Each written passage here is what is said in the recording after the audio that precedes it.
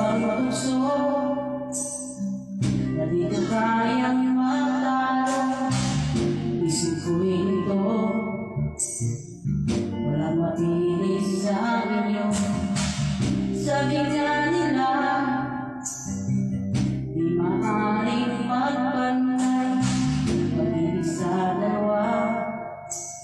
Kaya tanong kong lagi ay, bakit nga kaya isa ang puso natin?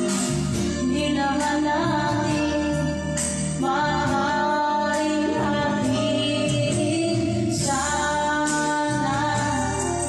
Sana